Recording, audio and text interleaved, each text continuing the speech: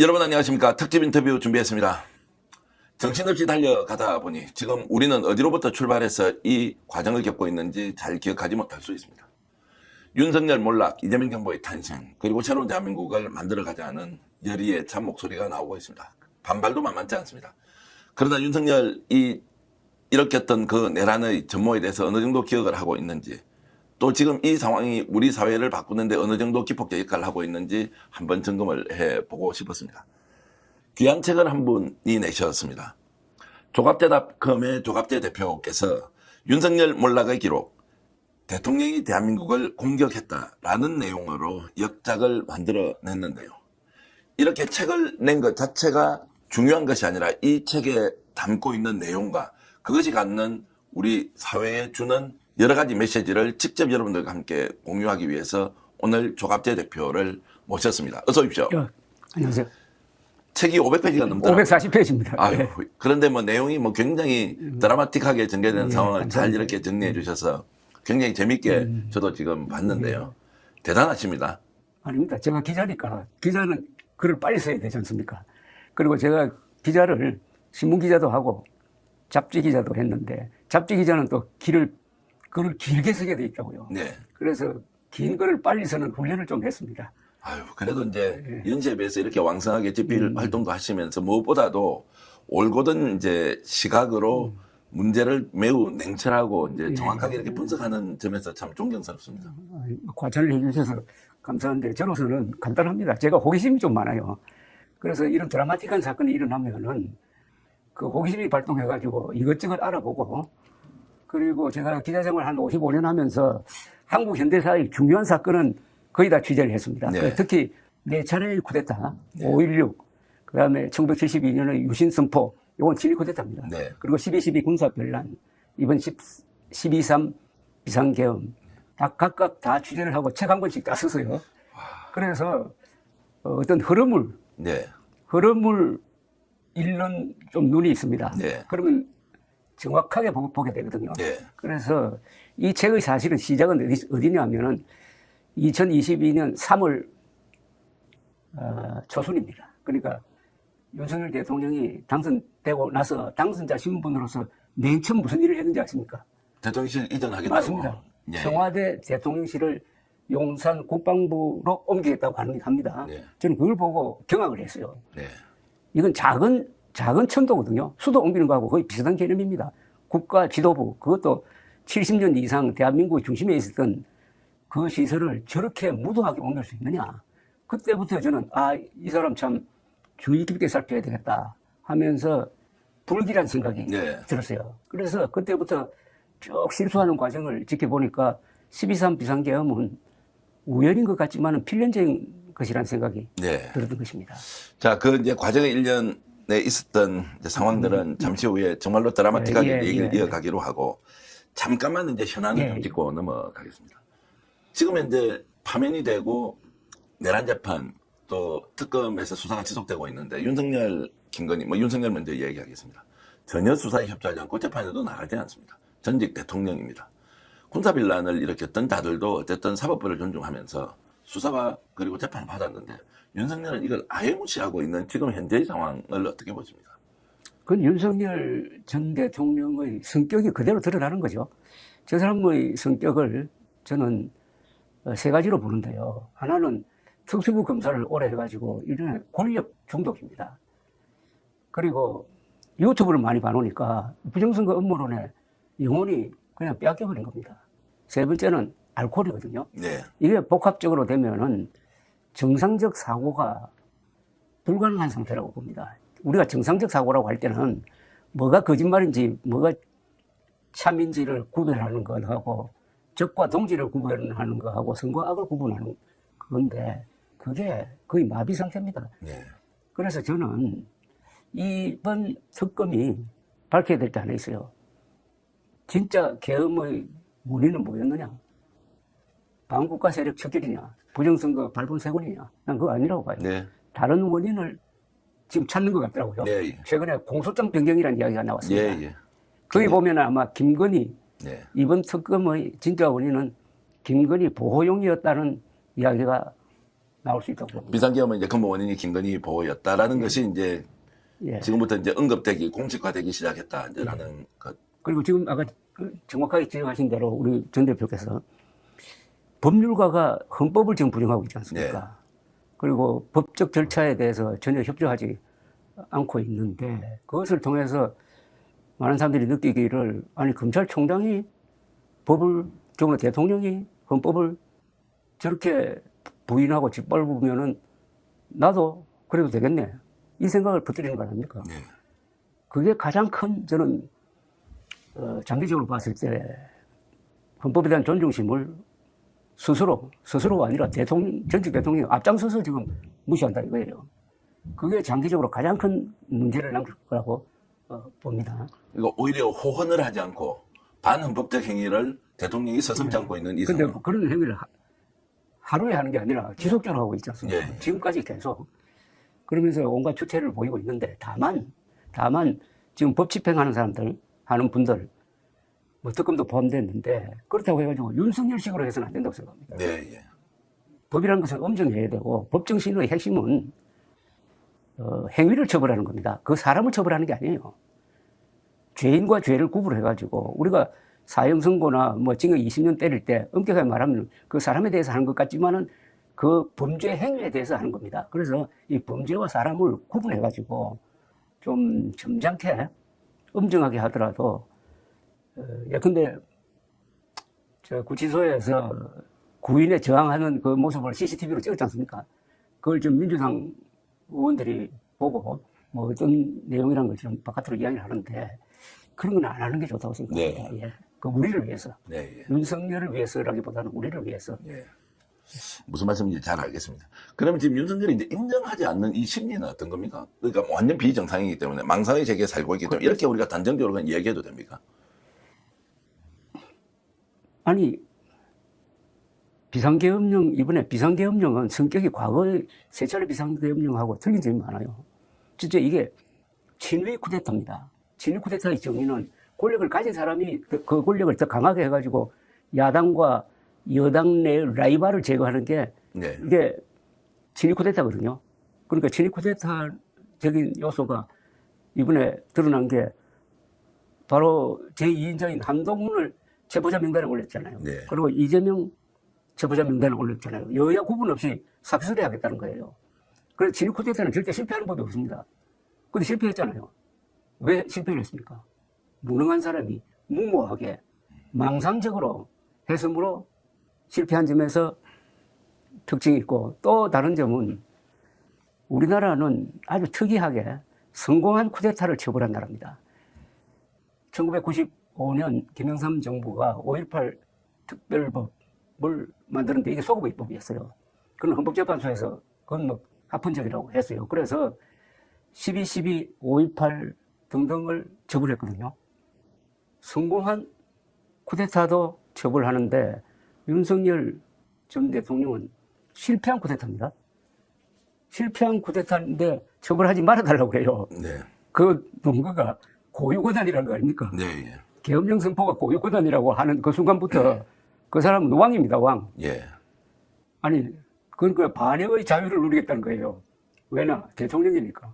요새 지금 국민의힘에도 어느 최고위원이 그런 이야기를 계속하고 돌아다니던데 많은 사람들이 믿잖아요. 계엄령 선포는 대통령의 고유 권한이다. 그거 아니죠. 왕의 고유 권한은 네. 될 수가 있지만 그러니까 지금 공화국 시대에 살고 있는데 윤석열의 멘탈리티는 왕이라고 봅니다. 이 왕자 써가지고 나왔잖아요. 예, 예. 이게 장난이 아니라 이겁니다. 문제는 그걸 추종하는 사람들이 똑같은 그 왕조식 구시대적인 수구 반동적인 생각을 갖고 있다는 게 이번에 드러난 거죠. 그렇게 보면 이제 윤석열이 하는 행위는 우리로서는 이해를 못하니까 저게 뭐 예를 들어 저 사람이 제정신이 아니다라고 이제 설명을 해버리면 그 사건이 가지고 있는 중대성에 비해서 굉장히 희화화돼 버리지 않습니까? 그렇죠. 너무나 어처구니 없는 사유로 비상계엄을 했고 그리고 그 과정에서 군대를 동원했고 장악 계획이 있었고 하는데 야 이게 말이 돼라고 하니까 저 그냥 장난이겠지라는 것도 이제 일부 있으니까 그 사안의 중대성은 우리가 조금 놓칠 수도 있다는 생각이 드는데 어쨌든 그 부분은 이제 본격적으로 얘기를 좀 해보겠습니다. 2024년 12월 3일 그는 비상계엄이 이제 출발하는 날이고 2022년 3월 10일은 윤석열이 대통령에 당선되는 날입니다. 자, 그러면 이제 당선이 됐습니다. 그때 아까 말씀하셨던 것, 책에도 그 내용이 나와 있던데, 느닷없이 청와대를 안 쓰고 용산을 옮기겠다라고 하는 것을 그 전날 말과 그 다음 날이 완전히 바뀌어버렸다. 그 내용 좀 설명해 주시죠. 제가 그 리얼타임으로 비판한 유일한 기자예요. 유일한 언론이기도 다 했습니다. 예. 보수 언론은 다 박수를 쳤습니다. 그러니까 박수 치는 이유가 딱 두 가지예요. 하나는 청와대가 제왕적 권력의 상징이었다는 말을 많이 썼어요. 보통 언론이. 근데, 그리고 부중궁궐이라는 말을 썼어요. 근데 이게 별로 그냥 지나가는 농담처럼 했는데, 아니, 대통령 당선자가 청와대를 딱 찍어가지고 저곳은 제왕적 권력의 상징이므로 공간이 의식을 지배한다. 거기 가지 않고 확 트여 있는 용산으로 가서 소통하는 대통령이 되겠다는 걸 명분으로 삼았어요. 그건 겉으로 드러난 이야기고, 그때 제가 취재를 좀 해보니까 윤석열 당시 당선자도 국방부를 한번 둘러봤다는 거 아닙니까? 그 같이 따라간 사람들 이야기는 둘러보고, 아, 여기는 군인이 근무할 때지 대통령이 근무할 때가 아니라고 하더랍니다. 그래서 끝날 줄 알았대요. 윤석열이 직접 그 이제 발언을 했다는 것이죠. 그 옆에 들은 이야기입니다. 저도. 예, 예. 제가 윤석열부터 들은 이야기는 아니고. 네. 그래서, 근데 그 다음날 회의를 소집을 하더니 딱 정했다고 하면서 이제는 군말 하지 말라고 그러더라고요. 그 사이에 무슨 일이 일어났느냐. 저는 그건 김건희 씨의 주술적 영향이 들어갔을 것이라고 추정을 합니다. 주술이라는 게 뭐냐면은, 거기 청와대 가보신지 아시겠지만, 거기 이 조선조 때 새긴 글이 있어요. 그 돌판에, 약간 언덕에, 천하 제1복지라고 했어요. 네. 실질적으로 서울에서 가장 좋은 자리가 거기입니다. 천하제일복지, 복지. 복이 많은 땅이다. 네. 이런, 예. 그 등 뒤로 300m가 넘는 부악산이 있잖아요. 네. 그러니까 북으로부터의 공격을 막아주거든요. 네. 그리고 앞으로 보면은 그 지역이 약간 높아요. 저 남산까지 확 트여 있지 않습니까? 네. 최고 자리입니다. 예. 자, 그런 곳을 제왕적 권력의 상징이다. 요게 바로 주술입니다. 요게 제왕적 권력의 상징이 어떻게 건물이 될 수가 있어요? 건물은 별로 없습니다. 근데 이거는 완전히 우리나라 도참사상 비슷한 거예요. 이건 비과학적인 거잖아요. 네. 그리고 사실과 다르잖아요. 거기 계셨던 지금까지 이분까지 치면 14명의 대통령인데 다 나름대로 고심을 하고 해가지고 이런 근사한 나라 만든 대한민국 발전의 상징 아닙니까? 네. 그걸 뭉뚱그려가지고 사자가지고 제왕적 권력의 상징이다. 이게 또 먹혀 들었다 이거예요. 지지자들한테는. 그게 다 주술입니다. 그래, 출발은 주술적인 거예요. 과학이 아니에요. 그러니까 그걸 보면서 제가 두 가지를 느꼈는데, 하나는 국군 통수권을 가진 대통령으로서 출퇴근하는 대통령은 세계에 없습니다. 네. 얼마나 위험합니까? 동선이 노출되잖아요. 관저와 집무실. 그 다음, 그 장소에 가면은 불안해진다. 그러니까 그 장소 옮기고 나서 갔다 온 기자 한 사람이 저한테 이런 이야기를 하더라고요. 가보니까 이거는 구청장이 근무하는 데로서는 어울리겠는데 도저히 대통령이 근무할 장소는 아닌 것 같습니다라고 이야기하더라고요. 혹시 근거를 이야기 좀 하던가요? 그 분위기가 이제 그렇다는 그 겁니다. 건물이 초라하다는 거죠. 아, 예, 예. 건물이 초라하고 그 분위기라는 게 있잖아요. 네, 예. 이 청와대에 딱 들어가는 순간부터 사람이 좀 근음해지지 무관 않습니까? 정제를 하게 됩니다. 예, 예. 딱 이렇게 마음을 다잡고, 야, 여기는 역사도 있고 건물도 근사하니까 예, 예. 정신 차리고 해야 되겠다. 네, 예. 그런데 그게 무슨 그런 건물의 권위가 있습니까? 또 역사적 권위가 있습니까? 없잖아요. 자, 가자마자 나는 윤석열 전 대통령이 후회했을 것이라고 봅니다. 네. 그게 어디에서 남느냐? 이름을 안 지었잖아요. 네. 이런 일은 없거든요. 대통령실은 다 이름이 있어야 되는 거 아닙니까? 네, 뭐 예. LG의 궁이라든지 화이트하우스라든지 경무대라든지 청와대라든지 왜 이름 안 지었겠어요? 자기가 낳은 아들을 한테 이름 안 지어주면은 네. 사생하든지 뭐 정이 안 붙는다는 이야기 아니겠어요? 결국 대통령실로 이제 그냥 부르고 이제 쓰고 있었죠. 예. 그런데 무서운 일이 많이 일어났습니다. 그 언저리에서. 예. 그래서 그거는 국방부로 옮기는 거는 무리다. 국방부 장관, 합참의장, 대통령이 한 몇백 미터 안에 옹기종기 모여 있잖아요. 한 방에 같이 갈 수가 있지 않습니까? 네, 예. 그러니까 국가 지도부와 국군 지도부는 같은 자리에 모여 놓는 게 아니에요. 근데 그런 걸 지적을 했더니 특히 그 11명의 합참의장 국방장관 출신들이 성명서를 냈습니다. 그건 이전에 반대한다고. 그 다음날 1100명의 예비역 장성들이 이전을 찬성하는 성명서를 또 냈다고. 네. 그건 아마 내 짐작으로는 김용현 지금 감옥에 가 있는 그분이 아마 주선해서 그런 성명서를 내도록 했는데 아마 참 다시 읽어보면 그 이름 올린 사람들 좀 생각하는 바가 있을 겁니다만 네. 그런 식으로 무리를 해가지고 옮겼는데 결국 거기서부터 일이 안 풀려요.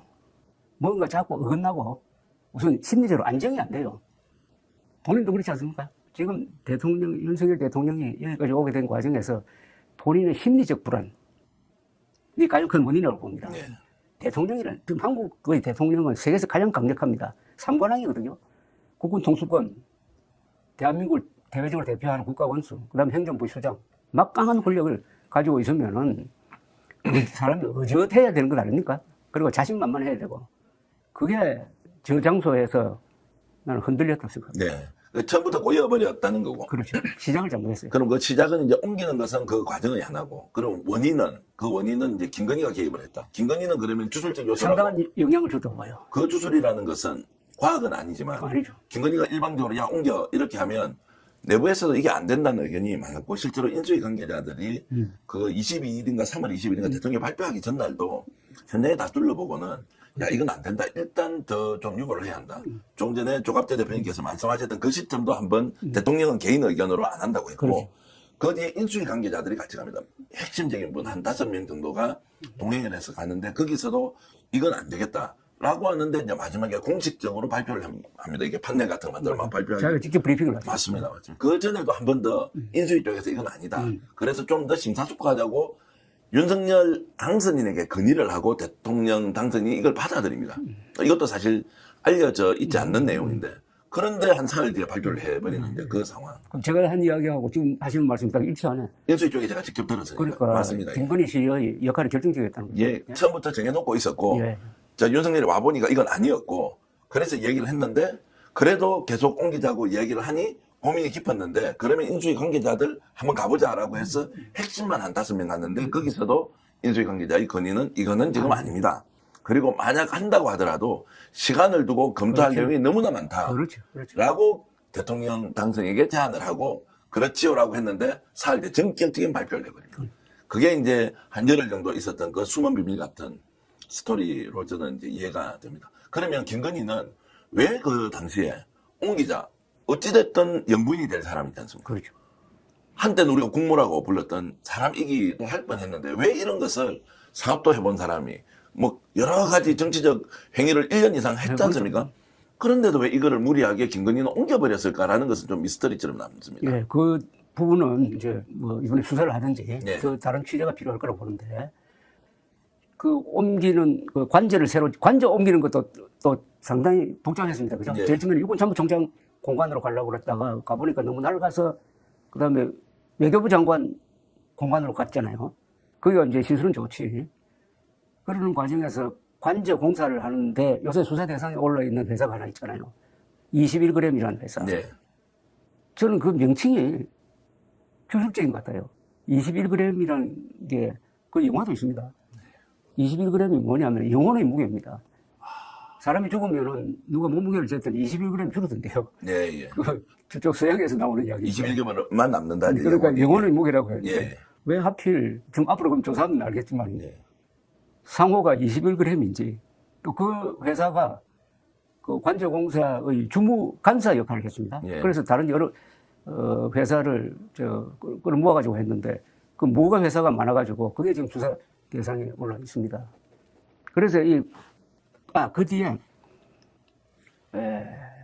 저 용산 집무실 들어가고 나서 한 6월쯤 됐어요. 6월 여당 그 원로 인사들을 초청해가지고 식사를 하는 자리에서 윤석열 대통령이 좀 이상한 이야기를 한 걸로 보도가 된 적이 있습니다. 뭐라고 했냐면은 그때 열린음악회관 그걸 청와대에서 하고 그때 처음으로 아마 대통령이 거기 가본 모양이에요. 네. 청와대 들어가 제대로 본 모양이에요. 그러고 나서 한다는 이야기가 미리 보아서 미리 청와대에 갔으면은 아마 옮기지 않았을 것이다. 미리 내가 청와대에 가고 왔으면 너무 좋아서. 근데 그것은 얼마나 많은 이제 이게 차이가 나는가는 너무 좋아서 예. 청와대가 이렇게 좋은 줄 몰랐다는 거예요. 정말로 지금 그런데 그게 행동으로 나오잖아요. 그 뒤에 계속 청와대 이용하잖아요. 예. 상춘재 예. 그 다음에 그 영빈관 수시로 이용합니다. 예. 그 정도 상황이면 아니 부인이 배우자가 도대체 어떤 관계이길래 그리고 지금 한국 현대사가 고스란히 담겨 있는 전직 대통령 그 공간의 상징이라는 것이 무게도 있고 국민들이 느끼면 청와대 앞에 딱 서면 진짜 근엄해지고 와 좀 이게 진짜 대한민국의 중심 중의 중심이구나라는 생각이 드는데 이걸 옮기는데 제가 가서 불편하다 그러면 부인한테 이거 잘못됐다거나 지금이라도 뭔가 보완을 하자거나 이런 것들을 하지 못하는 그 또 남편으로서의 위치, 대통령으로서의 위치 이것도 도무지 이해할 수가 없습니다. 두 사람은 갑을 관계로 같아요. 김건희 씨가 갑이고 윤석열 전 대통령은 을이었던 것 같아요. 심리적으로. 예. 그 줄술에 빠진 사람들은 그 생각하는 게 사고방식이 안 빠진 사람들하고 좀 다르거든요. 그러니까 주술적 영향력에서는 김건희 씨가 더 센 것 같아요. 근데 그 말씀은 제가 뭐 저처럼 이렇게 막 좀 날 것으로 얘기하는 사람이 뭐 미쳤다는 건데. 근데 대통령이지 않습니까? 그래도 공직에서는 검찰총장, 중앙지검장에, 검사에, 뭐 부인도 뭐 어쨌든 정상적으로 사업을 했던 사람이고 아무리 부정적인 수단을 많이 썼다고 하더라도 그것은 사회 일반에 대한 우리 상규라는 게 있지 않습니까? 그런 걸로 보면 그게 말이 되느냐. 공적 위치에 가서 주술적으로 부인이 시키는 걸로 따라한다. 그런데 본인은 국민으로부터 선택받은 대통령입니다. 이게 이제 이해가 안 되니까. 이 주술이라는 게 이건 정신의 문제라기보다는 영혼의 문제예요. 영혼. 정신과 영혼은 약간 다릅니다. 그죠? 예. 우리가 흔히 이런 이야기를 합니다. 팔다리가 이상하면 수술받으면 된다. 정신이 이상해도 정신과 의사로부터 치료받으면 된다. 그러나 영혼이 망가지면 구제불능이다. 이런 말을 해요. 네. 소울. 그거는 정신보다 훨씬 더 위에 있는 개념인데 이 부분을 다루는 사람들이 말하자면 뭐 샤머니즘이기도 하고 여러 가지 명칭으로 불리는데 그쪽 세계는 참 이해하기가 어려워요. 네. 그런데 한국은 이 샤머니즘, 주술 이런 쪽의 영향이 의외로 정치나 또는 검사들 뭐 이런 데 미치는 영향이 큰 것 같아요. 네. 그만큼 종교의 힘이 크다는 이야기입니다. 지금도 이 특검 수사하면서 주술적인 거, 종교적인 게 연관돼서 나오잖아요. 구체적으로 정치인, 검사들 잘 찾아가잖아요. 근데 대통령이 거기에 물든 경우는 이번 처음인 것 같아요. 네. 이번이 처음인 것 같아요.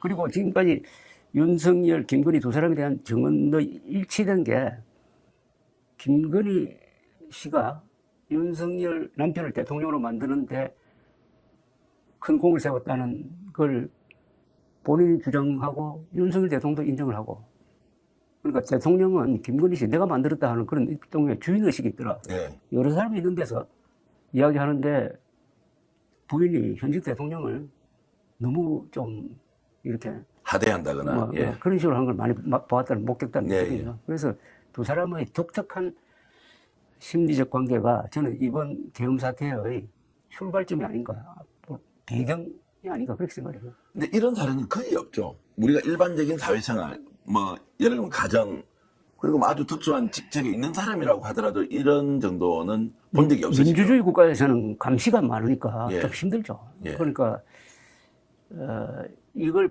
알고도 방치한 대통령실 출입 기자들이 책임져야 됩니다. 참모들이 아니고요. 기자들이잖아요. 예. 그 참모들은 발음을 못 하잖아요. 예. 그럼 거기 출입했던 수백 명의 기자들은 지금 우리가 여기서 이야기하는 이런 걸 왜 기사로 안 썼어요? 술버릇 같은 거 이거 써야 되는 거 아닙니까? 예. 일본 언론은 말이죠. 매일 아침에 수상동정회가 나옵니다. 모든 언론이 다 나와요. 거의 분단위로 나옵니다. 수상이 아침 몇 시에 일어나가지고 맨 처음 누구하고 만났다. 그리고 치과에 갔다. 그리고 국회에 갔다. 분단위로 나와요. 예. 상당히 깁니다. 만약 용산 대통령실 출입 기자들이 우리 앞으로 이렇게 일본식으로 이렇게 하자 해가지고 했더라면은 저는 윤석열 대통령 비상계엄령 못 폈다고 봅니다. 언론이 제대로 감시만 좀 했어도. 그렇죠. 출근 시간을 적어야죠. 예. 오늘 윤석열 대통령이 몇 시에 출근했다 적어야 됩니다. 예. 그 지나간 거는 보안과 관계 없잖아요. 오늘 스케줄은 적으면 안 된다고 하더라도. 그래서 알고도 안 쓴 거예요. 이번이 처음이 아니에요. 지난 역대 정권의 대통령실 출입 기자들이 오래 출입하다 보니까 뭐 가족적 분위기에 빠졌는지는 모르지만은 대통령의 직무에 대해서 제대로 취재를 하지 않았던 거예요. 동선을 따라가지 않았던 거예요. 그런 말씀 들으니까 언론 역할이 그만큼 중요한 지금 언론은 뭐 아예 국민들로부터 이제 신뢰를 잃어버렸고. 그리고 이런 예는 하나 있어요. 네. 전 미국에서 낸시 레이건 여사, 레이건 대통령이 취임하자마자 무슨 연설을 하고 호텔 앞에서 나오다가 저격을 당했습니다. 그래서 가슴을 심장 한 1cm 정도 지나면서 죽을 뻔했어요. 네. 수술받고 살아남는데 그때부터 이 부인이 낸시 레이건 여사가 점성술사하고 연락을 해가지고 일정을 좀 관리했다는 정도의 이야기는 있어요. 아, 예, 예. 예. 일정을 관리했다. 그건 그때도 다 알려진 사실이고. 예, 예. 그러니까 아니 남편을 죽을 뻔한 남편을 보호하기 위해서 그 정도는 뭐 이 정도로 이야기는 됐겠지만 뭐 일종의 뭐 기도 같은 거, 뭐 자기가 이제 뭐 이제 성심성의껏 이렇게 이제 뭔가를 이제 바라는 거, 뭐 이런 정도로 이해를 하고. 근데 여기서 이제 좀 특이한 질문이긴 하지만 그러면 그렇게 의존을 했지 않습니까? 배우자에게 또는 아까 말한 영혼 그리고 정신적 지배 이걸 왜 인정을 하지 않습니까? 그러면 이런 상황에서 사실은 나는 우리 배우자가 나에게 절대적인 사람이었고 그걸 통해서 내가 이런 행위를 했다. 그러나 이것은 정당하다. 내 권한이다. 라고 하는 이 부분, 부인과 관련되어 있는 부분은 왜 인정하지 않을까요? 아무리 봐도 부인과 연관이 있는데. 인정을 한 게 아니라 그건 말로서는 인정을 안 했지만은 행동으로서 인정한 거 아닙니까? 예. 그동안에 얼마나 부인을 보호하기 위해서 욕을 먹어가면서 특검법, 거부권 행사하고 해가지고 몸으로 보호한 거 아닙니까? 그런데도 나와서는 이게 말로는 할 수가 없지. 그건 자존심과 관계되는 문제인데. 근데 왜 말로 못하느냐. 그게 실제적 진실이면 내 부인이 시켜서 난 더 좋아하고 더 사랑하고 더 존경하고 더 영적으로 나를 이끌어주기 때문이다라고 이렇게 이야기를 하는 것이 더 솔직한 거 아니냐는 질문을 드리는 거예요. 아니 수사를 할 때는 예. 뭐 그런 고백을 할 수 있을지 모르지만 현재 대통령으로는 할 수 없는 건 아닙니까? 예. 그러니까 양귀비를 사랑하다가 당나라를 망친 현종 역할을 하는 건데 예. 그러나 이번에 이제 특검이 그걸 밝혀내야 돼요. 그러니까 공소장 변경하는 과정에서 김건희 씨를 보호하려는 윤석열 대통령의 노력이 12.3 계엄의 과연 큰 원인이었다. 이렇게 나올지도 모릅니다. 김건희가 실제로 이제 영향이 있었다는 것을 본인이 인정하지 못하는 것은 그나마 수치심, 부끄러움이라도 있기 때문에 그 말을 못하는 거 아니냐. 그건 뭐 남자의 자존심이기도 하고. 예. 조금 더 이제 들어가 보겠습니다. 책 내용을 보면서 이제 대통령 이전에 이제 모든 것을 이렇게 다 무너뜨린 것이 출발점이었다. 그러니까 여기서 제가 또 하나 지적하고 싶은 것은 예. 이번 책에도 지적했습니다만 윤석열의 몰락은 한국 보수 세력의 괴멸입니다. 예. 이 동반자가 돼버렸어요. 예. 그 시작이 바로 청와대 이전입니다. 예. 한 몸이 됐는데 끝까지 지금도 한 몸 상태로 가려고 하는 사람들이 많잖아요. 그죠? 예. 지금 국민의힘이 그렇지 않습니까? 예. 그 동시몰락이에요. 이게 참 비극입니다. 윤석열과 보수 세력, 제가 보수층이라고 안 합니다. 예. 보수층과 보수 세력은 달라요. 보수 세력은 보수 언론, 보수 지도층, 그리고 보수 단체를 말하는 건데 이게 한 몸이 돼버렸다 이거죠. 예. 그거는 이제 더 심각한 이제 상황인 것은 좀 이따 이제 말씀을 나누기로 하고 이제 그러면서 대선을 본인이 이긴 게 아니지 않습니까? 24만 표 차이로 이렇게 이제 이겼으면 다 이제 끌고 가야 하고 실제로 자신을 지지하지 않았던 사람도 끌고 가서 국정의 동반자로 삼아야 되는 것이 정치의 ABC지 않습니까? 이걸 누굴 가르쳐 준다고 하는 게 아니지 않습니까? 그렇죠. 본인이 살기 위해서 당연히 물론이죠. 기여자들을 데려가야 되고 물론이죠. 정치적 반대자도 워낙 치열한 경쟁이었으니까 이들에게도 기분은 나쁘지만 손을 내밀어야 되는 상황. 그런데 가까운 쪽부터 다 쳐내버리는 이 정신, 또 이런 판단은 누구에게 영향을 받아서 생긴 겁니까? 그거는 누구 영향보다는 본인의 성깔인 것 같아요. 예.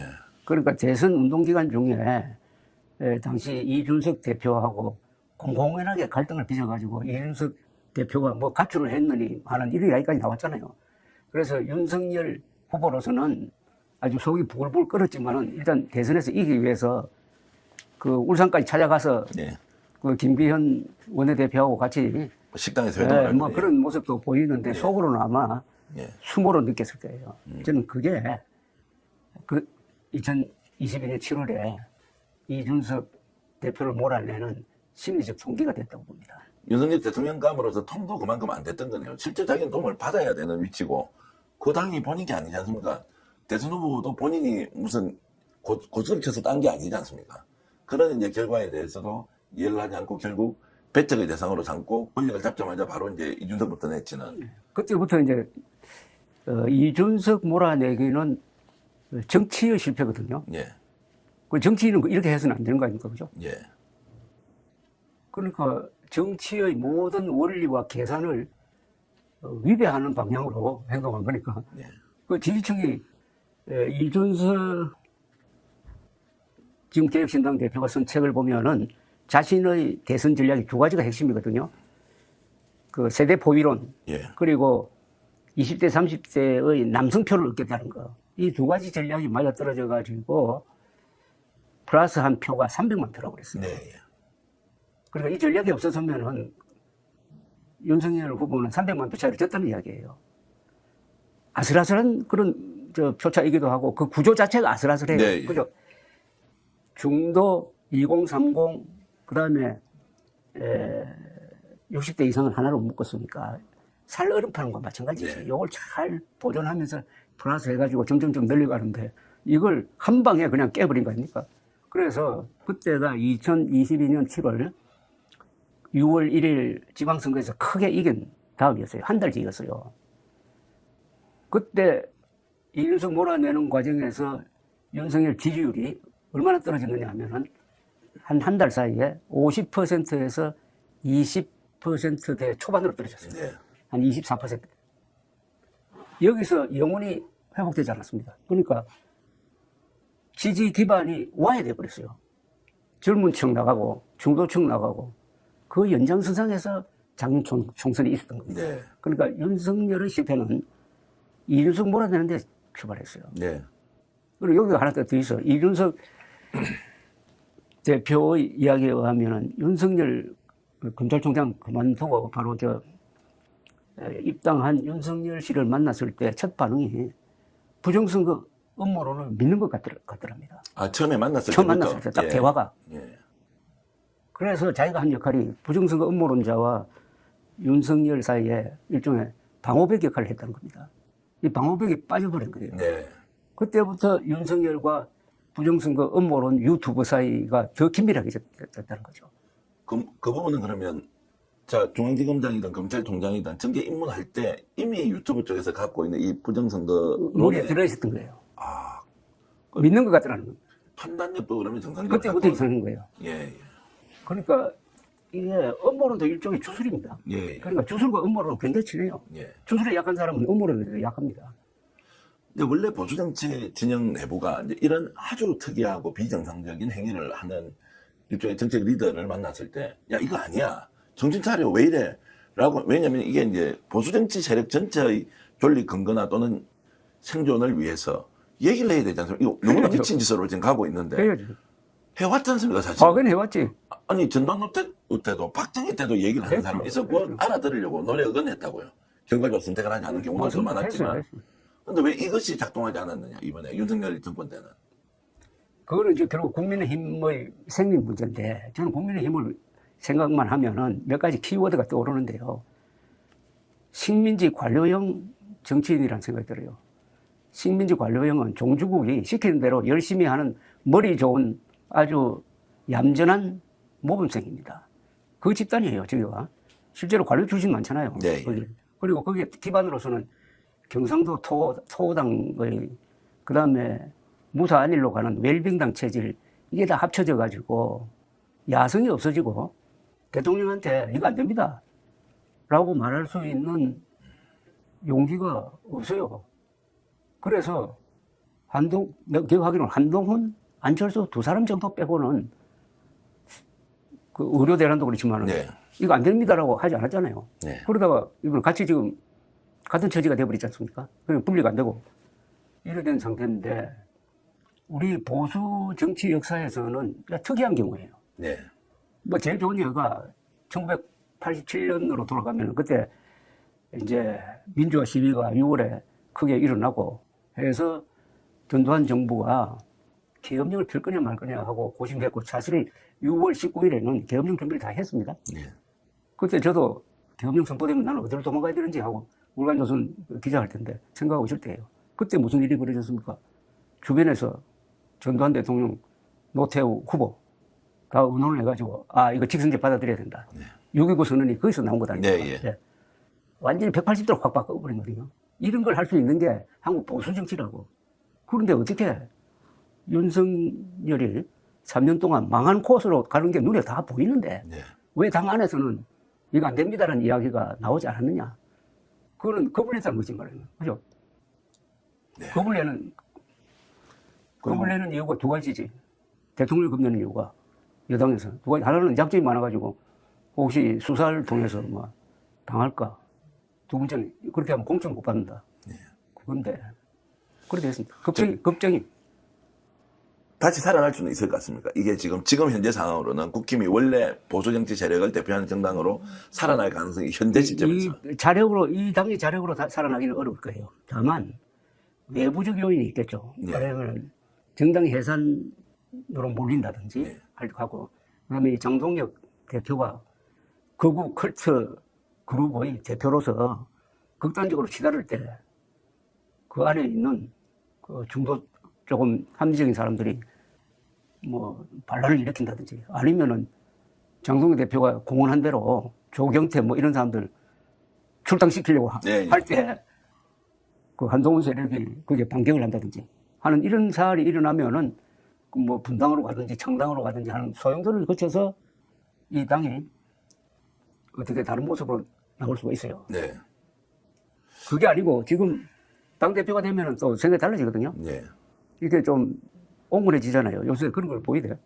그러면 아마 굴르는 걸 거예요. 굴러는 가는데 결국은 재생은 불가능한. 그러면 재생이 안 되는 거죠. 예. 재생하려면은 이것은 이 당이 죽어야지. 좀 전에 민감한 말씀을 좀 하셨는데 만약에 이제 그 위원장당 해산 심판 뭐 신청 이런 것들이 이루어져야 한다. 두 번째 그래서 저거는 위원장당으로 아예 헌법재판소가 결정을 봐야 된다라는 부분에 조갑재 대표님의 판단은 어떻습니까? 그거는 굉장히 고도의 헌법적 판단이거든요. 네. 정당 해산이라는 것은 통합진보당 해산의 경우가 있었는데 그건 5석이었다고. 그런데 완전히 그것도 그 당은 북한식 사회주의 혁명 노선을 추구한다 해가지고 해산이 된 겁니다. 그런데 국민의힘은 그런 정당은 아니잖아요. 우선 덩치가 크잖아요. 네. 그리고 이번에 비상계엄 이후에 지금 한 몇 달 동안 큰 실수를 하고 있지만 그 앞은 다 대한민국의 정통성, 정체성을 수호하는 그런 역할을 해온 건 또 사실이라고요. 그래서 법률적인 판단이 어떻게 나올지 하는 것은 좀 예단하기 어려운데 다만 12월 3일부터 지금까지 하고 있는 요게 딱 맞춘다면은 굉장히 위험하다고 봅니다. 네. 그러니까 정당 해산 법리가 먹혀들 수 있는 조건을 국민의힘 스스로가 만들어가고 있다고 생각해요. 만들어가고 있다. 그럼 정당 해산 청구를 하는 것은 정부에서 주도해서 하자라고 하는 부분은 이제 정치적으로 더 민감하지 않습니까? 그거는 정청래 대표가 이끄는 민주당은 그쪽 방향으로 가겠다는 것 아닙니까? 네. 근데 이재명 대통령은 거기에 대한 판단은 결국 하긴 해야 돼요. 왜냐하면 법무장관이 하게 돼 있습니다. 네. 해산 청구를. 그건 본인이 생각을 밝히지 않을 거예요. 거기에 대해서는. 그러니까 당 주도로 지금 진행될 거고요. 그 캠페인이 또는 드라이브가 거기에 이제 불소식을 하는 역할을 한다고 그럴까. 그게 이제 특검 수사일 겁니다. 네. 특검 수사를 통해서 밝혀지는 윤석열과 김건희의 범죄 혐의가 이거는 이 정도 같으면 정당 해산 원인이 된다. 그 다음에 중요한 게 거기에 대한 국민의힘의 그동안의 행동. 국민의힘은 아직도 윤어게인을 외치고 있지 않습니까? 윤어게인을 외친다는 건 윤석열 계엄과 윤석열이 퍼뜨리고 있는 부정선거 음모론을 비호하는 거예요. 이거는 헌법적으로 이야기하면 지난 4월 4일 이전과 이후가 다른데 지난 4월 4일 국민신임 대관자로 해가지고 윤석열을 파면했잖아요. 파면한 다음에 윤석열을 계속 비호했다고 하면은 이것은 정당 해산 사유의 하나가 될 수도 있을지도 모르겠습니다. 그죠? 예. 여러 가지. 이거는 그러니까 불법 계엄 세력을 비호한다는 거예요. 4월 4일 이전에는 달라요. 왜냐하면 헌법재판소의 판단이 나오기 전이니까. 4월 4일의 헌법재판소의 8대0 전원 합의 파면 결정은 어떤 의미가 있느냐 하면 이것은 헌법재판소의 판단과 동시에 민주공화국 대한민국의 결단입니다. 여기에 대해서는 아무도 반대할 권리가 없어요. 불복할 권리가 없다 이거죠. 국가적 판단이고 이성적이고 합리적이고 근데 이걸 지금 반대하는 세력이 국민의힘의 당권을 잡았잖아요. 네. 그 다음에 이제 앞으로 그 연장선상에서 똑같은 행동을 하느냐 안 하느냐가 이제 또 지켜봐야 될지. 민감한 질문이 하나 더 드리겠습니다. 그러면 지금 정부에서 이것을 이제 정당 예산 청구를 하자는 것이 법무부 장관 선택하기 매우 어려울 것이고, 그렇죠. 그러면 국회에서 이 권한을 갖자. 지금 이제 민주당에서는 이거 국회에서 법을 통해서 국회에도 이거 정당 예산 청구할 수 있는 권한을 갖자고 하는 이 부분은 어떻게 보십니까? 법률 새로 만들어져야죠. 예, 지금 이제 그 법안을 추진하고 통과시키겠다. 그 두 가지에 달려있다고 봅니다. 앞으로 국민의힘 장동혁 대표의 국민의힘이 계속 윤 의견을 부르짖으면서 가면은 예.